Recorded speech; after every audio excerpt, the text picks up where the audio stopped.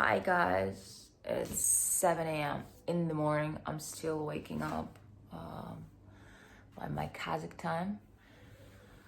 And it's been already 2 weeks I'm here.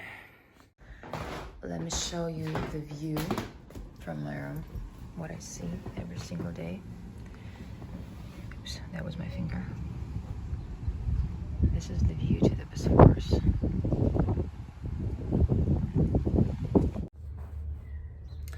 Hi guys, how are you doing? It's been my third week already, so it's like the start of the third week. So what can I tell you? I'm sorry, but I don't have time, to walk around and make the videos. And to be honest with you, I'm a little bit afraid to hold my phone like this, and walk with it like I did in Pavlodar, because Istanbul is such a huge city. It's like one whole Kazakhstan lives here, and whenever you're going with someone. It's like these people are so close.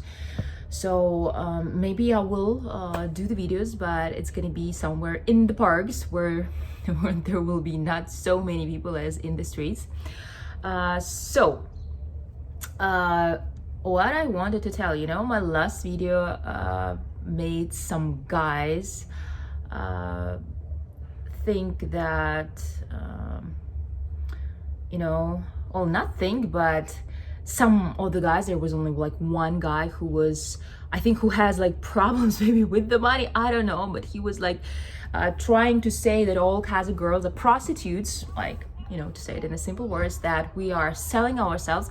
And one of them even wrote that I am a cheap girl, blah blah blah. But you know what, like, it's so funny to hear that from the people who are watching me and who see that what I did in Kazakhstan, what, like, I moved on my own here to Istanbul. I don't have any Turkish lovers. I don't have any Turkish like husband, or I don't have anyone even close to that. And you know what, guys, it's so funny. Like, it's my third week here in Istanbul, and I haven't gone for date with a Turkish guy. I think I'm not like, probably Turkish guys like the girls with the blonde hair or colored eyes. I don't know. So about my dates, I went out on a date like only once, because, guys, it's like at some point you get just tired of, constantly saying, hi, I'm from Kazakhstan and blah, blah, blah. And the guy was, he's actually Uzbek, but he lived in the USA for the last 20 years, and he's my age. He's like 33, 34. So he graduated from Stanford, and it's not like something that he wanted to hook up, you say, right? Just to have a one-stand night, right? If I understand, that's what it means. Really interesting guy, very nice, so smart. It's like we went out with him to Kadıköy, it's the Asian side, and we were talking on so many different themes. That's very rare when I meet people who are so interesting to talk with. He was like really amazing, but we had like 2 dates and then I was gone. You know what? Probably it's all the consequences of me not dating guys for a long time, and I think it's very hard. It's gonna be very hard for me to find someone else, someone I really like, not only who's gonna be very interesting to talk with, but also, there should be some physical attraction. It should be, like connected, it should be harmony. And when there is something, like when you meet a smart person, very, has a broad mind, but you don't have any physical connection, and your soul says like, no, then it sucks, So yeah, that was like one date. And for the ones who say that Tinder is only for hookups, is only for the one-stand nights, I strongly disagree with you, because all of the dates I had, none of the guys there tried to kiss me on the first date or try to do something that would be offensive to me, would be they didn't do anything that might have led to the ones that now, let's say it in the correct way. And I know a lot of stories. One story is from my friend. She met one guy from Amsterdam. She lives in Astana, and this guy, they had relationships for like 3 years. They were, they had distance relationships, but they were really cool relationships. And he asked her, well, he didn't like say, oh, let's get married, but he asked her to move in with him so that she would move to Amsterdam. He said, you will live with me, we're gonna have like like he offered her the relationships, serious ones. It's just that he didn't want to get married. That's all. But you know what, these like, and there are some other stories I know when people got married. When people got married and now they have children, they live in Kazakhstan, or like one of the girls, Жанна, she lives in Lithuania and she already had like 2 babies. She met her husband in Astana. So I think it's all up to a person. It's like if I went out there, having, not like even having the makeup, I think that's just the look, right? But if I behaved myself the way I showed that I want to have a once a night, come on, let's go, then of course, it's like what you are expecting, the thing, that's what you're getting. Well, that's my personal opinion, and that's what I have experienced. Another thing that I wanted to tell you about is the differences with Kazakhstan, like here in Istanbul. The first and very, very main difference is the amount of men they have here. It is crazy. It's like I go out to the street and everyone I see is like men, men, men, men, men, men, men. And they're like, oh, one woman. And men, men, men. Oh, another woman. So the amount of men is much more than it is in Kazakhstan. In Kazakhstan, when you come to a cafe, you will see only girls, and maybe there will be one table taken by 2 guys. All of the rest will be taken by the girls. Here in Istanbul, when you go out to a cafe, to a restaurant, everyone you'll see there will be men. Maybe there will be girls, but these girls will be either with the men, or there will be like maximum of 2 tables taken by the girls. Another funny story, and I showed it in my Instagram, like in my stories, when I was taking the metro, and there were only 3 girls, like, including me.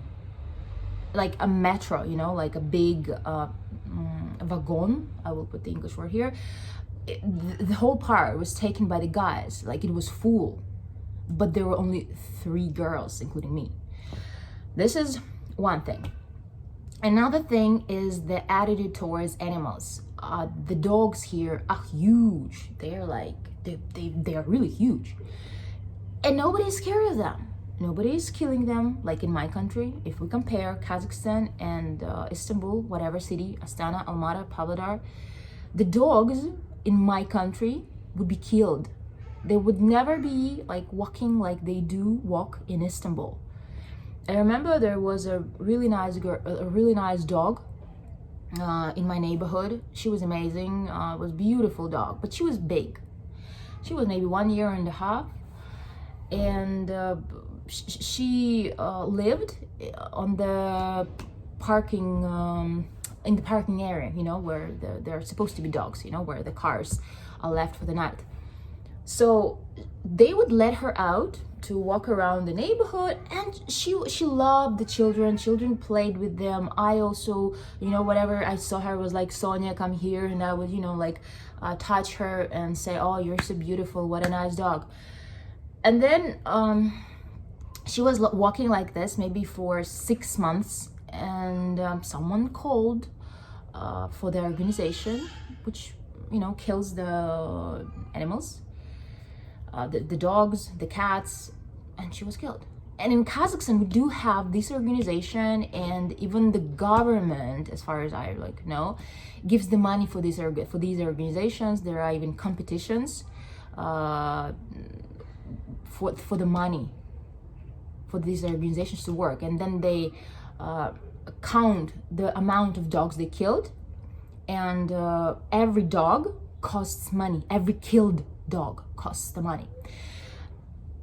And here in Istanbul, around my neighborhood, there are dogs they're lying everywhere on Istiklal Street. And if you go and Google it, it's a huge trade street.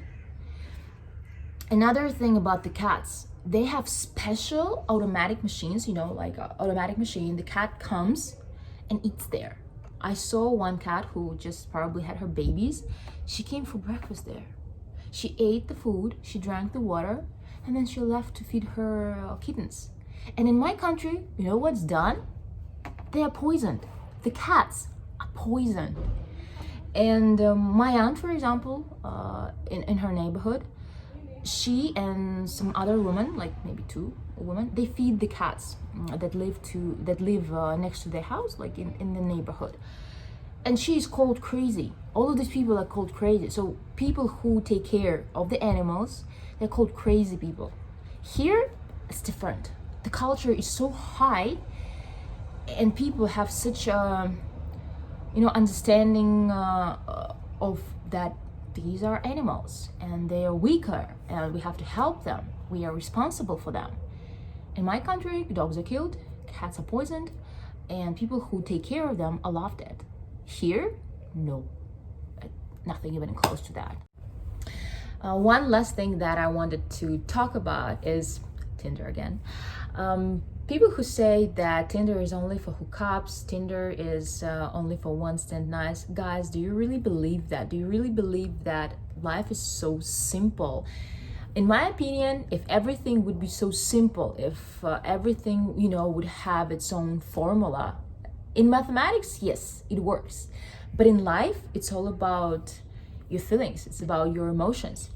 You never know. Maybe, yes, a person, when he sees me, for example, he thinks, oh, I'm gonna have a one stand night with her. But when he comes on a date, everything can change because maybe I'm different, or that's not a good example, right? It's like I'm so self-confident.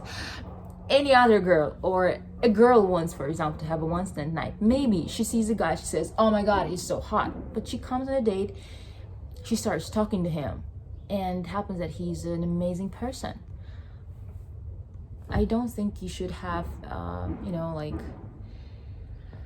prejudices, if I can say so in English, because otherwise people all over the world would be, happy, and the ones who want to have families would have families, the ones who want to have one stand, it would be easy, and life is not that simple. I mean, life is colorful. You cannot divide it on black and white.